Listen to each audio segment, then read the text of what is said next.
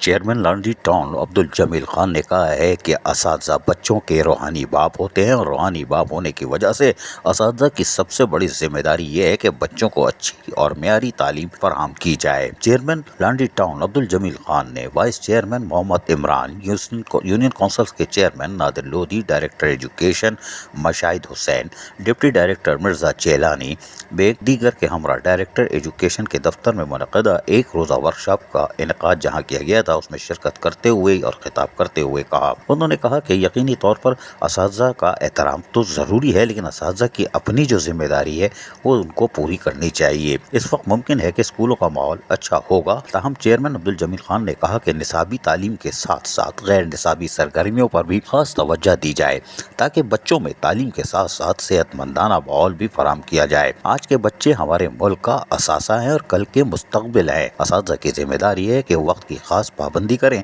تاکہ بچوں کی تعلیم میں کوئی خلل پیدا نہ ہو۔ لانڈری ٹاؤن تعلیم کے شعبے میں ہر ممکن اقدام کرے گا تاکہ یہاں کے بچوں کو جتنا بھی ممکن ہو، جو بھی وسائل ہوں، اس میں بہتر سے بہتر تعلیم کے زیور سے آراستہ کر کے لانڈری ٹاؤن کے لیے خدمت کے مواقع فراہم کیے جائیں اور لانڈری ٹاؤن کے طلباء و طالبات مستقبل میں یقینی طور پر مضبوط پاکستان کے لیے اپنا کردار بھی ادا کریں۔ عزیز عارف، KBS بلدیاتی نیوز، کراچی۔ ایسی ہی خوبصورت ویڈیوز فیوچر میں حاصل کرنے کے لیے ریڈ بٹن پر کلک کر کے اور بیل آئیکن کو پریس کر کے ہم سب کے سبسکرائبر بننا مت بھولیے۔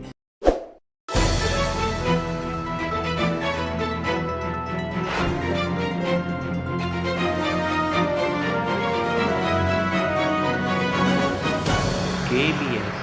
بلدیاتی نیوز۔